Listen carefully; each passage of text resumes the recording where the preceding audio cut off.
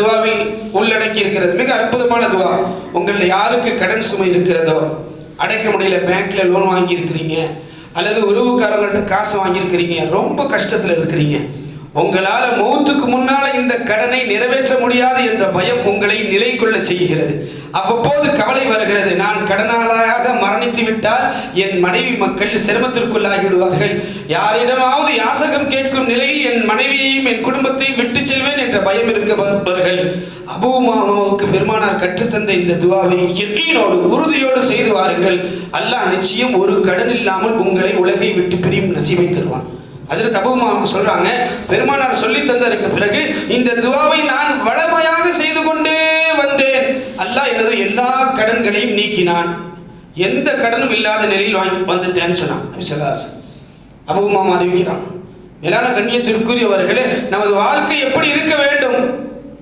நாம் உறவுக்காரர்கள், உறவினர்கள், உடன்பிறப்புகளோடு நாம் எப்படி நடந்து கொள்கிறோம்? அது அல்லாத பிற மக்களுடைய வாழ்க்கையில் என்னால் என்ன பலன் கிடைக்கிறது?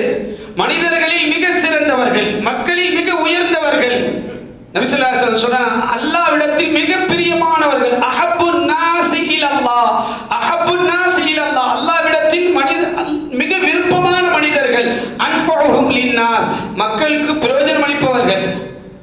மேலான கண்ணியத்துள்ள ஹஜ்ரத் ஜாபிர் ரலியல்லாஹு தஆலா அன்ஹு, அவங்க தந்தை மௌத்தாயிட்டாங்க, அப்பா மௌத்தாயிட்டாங்க. ஹஜ்ரத் ஜாபிர் ரலியல்லாஹு தஆலா, ஹஜ்ரத் ஜாபிர் ரலியல்லாஹு தஆலா அன்ஹு துணியை எப்படி எடுக்கிறாங்க, முகத்தை பார்க்குறாங்க, அழுகிறாங்க. ஹஜ்ரத் ஜாபிர் ரலியல்லாஹு தஆலா தந்தையுடைய ஜனாசா அடக்கத்திற்கு தயாராக இருக்கிறது, அந்த துணி எப்படி விளக்குறாங்க, தந்தையுடைய தீதார் முகத்தை பார்க்குறாங்க, மூடுறாங்க, திரும்ப முகத்தை பார்க்குறாங்க, மூடுறாங்க, அழுகிறாங்க. நபி ஸல்லல்லாஹு அலைஹி வஸல்லம் கேட்டாங்க, ஜாபிரே என்ன ஆச்சு? யார் ரசூலல்லாஹ், என்னுடைய தந்தை அதிகமாக கடன்களை வைத்திருக்கிறார், என்னுடைய தந்தை அதிகமாக கடன்களை வச்சிருக்கிறாங்க, நிறைய பெண் பிள்ளைகள் இருக்கிறாங்க, என் உடன் பிறந்த சகோதரிகள் யாருக்குமே நிக்கா நடக்கல, யாருக்கும் திருமணம் நடக்கவில்லை, எனது தந்தை அதிகமாக கடனை வைத்து விட்டு சென்றிருக்கிறார், இத்தனை பொறுப்புகளும் கடமையும் விட்டு சென்றிருக்கிறார், இந்த என் தந்தையின் பிரிவு என்ற நிலை இப்படி இருக்கிறது, இதை நினைத்து என் மனது நிலை குலைகிறது, என்னால் தாங்க முடியல அப்படின்னு சொன்னாங்க. நபி ஸல்லல்லாஹு அலைஹி வஸல்லம் ஆறுதல் சொன்னாங்க, ஜாபிரே, உலகத்தில் அல்லாஹ் நேரடியாக பேசிய மனிதர்களில் உன் தந்தை ஒருவர். அல்லாஹ் உன் தந்தைகிட்ட கேட்டான். ஹஜ்ரத் ஜாபிர் ரலியல்லாஹு தஆலா ரசூலுல்லாஹ் சொல்றாங்க,